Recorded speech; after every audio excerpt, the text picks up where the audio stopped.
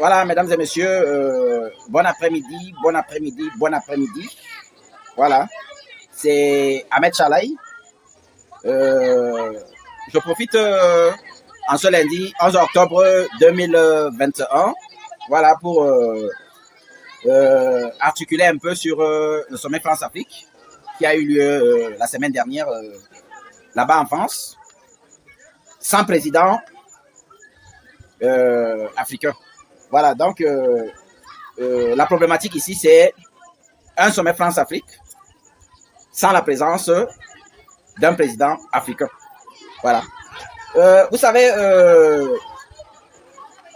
Macron a ses acolytes, et parmi lesquels nous pouvons citer le président Tshisekedi du Congo démocratique, Paul Kagame du Rwanda, en dépit du fait que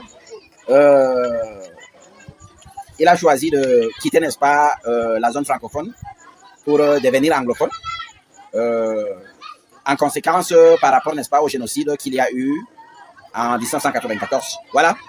Pour une première fois dans l'histoire de la France-Afrique, le sommet France-Afrique a bel et bien eu lieu, mais sans président africain, sans la présence des présidents africains.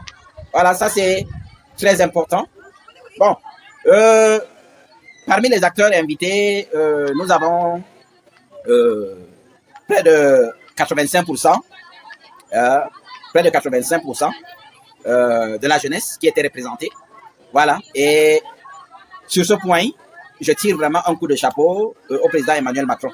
Voilà, c'est le fait de se rendre compte que les principaux artisans de l'avenir de l'Afrique, c'est la jeunesse.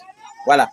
Et pour une fois, franchement, je tire un coup de chapeau au président Emmanuel Macron. Voilà. Vous savez, nous les jeunes, ici en Afrique, nous sommes considérés comme des personnes non grata par nos dirigeants.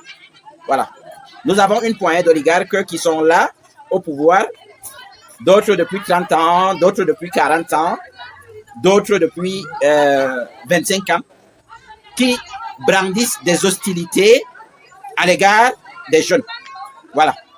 Nous, comme je l'ai dit dans ma vidéo, nous la jeunesse africaine, nous sommes considérés par nos dirigeants comme des personnes non grata. Vous voyez un peu? Voilà. Pour la première fois, M. Emmanuel Macron a choisi d'inviter la jeunesse africaine qui, selon les statistiques, représente plus de 70% de la population africaine. Voilà. Emmanuel Macron a donc compris que l'avenir de l'Afrique ne peut se construire qu'en impliquant la jeunesse. Voilà, c'est très important, c'est le point qu'il faut retenir, n'est-ce pas, de ce sommet-là. Voilà. Et franchement, comme je l'ai dit, je tire un coup de chapeau à M. Macron. Franchement, pour cette frappe, permettez-moi d'utiliser ce terme-là. C'est vraiment une frappe. Et franchement, il faut que cette frappe serve de leçon à ces dictateurs, à ces tyrans, à ces oligarques qui, n'est-ce pas, passent leur temps à aller honorer les invitations de la France, à aller traiter nos sujets à notre place. La jeunesse africaine, c'est nous. Que nous soyons de la diaspora, en diaspora, que nous soyons en Afrique, la jeunesse africaine, c'est bel et bien nous. L'avenir de l'Afrique, c'est également nous. L'avenir de l'Afrique, c'est nous. Parce que, selon nos statistiques, je vous parle en tant que statisticien, selon nos statistiques, plus de 70% de la population africaine est jeune. Voilà. Ça sert donc à quoi de discuter avec ces vieillards diabétiques, hypertendus, qui sont là aux affaires depuis avant ma naissance. Emmanuel Macron a compris, il a compris. Quand quelqu'un pose un acte salutaire, franchement, il faut reconnaître. Mesquinerie à part.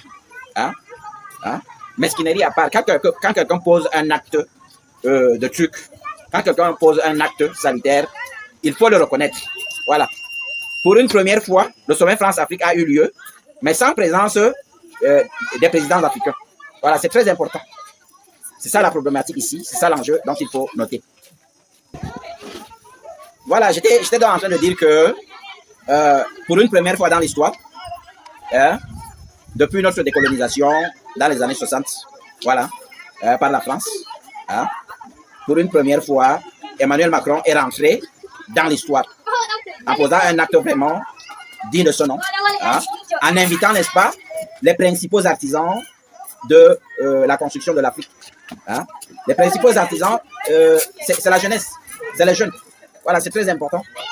Donc, et c'est des actes qu'il faut absolument saluer, hein, sans mesquinerie, sans langue de bois.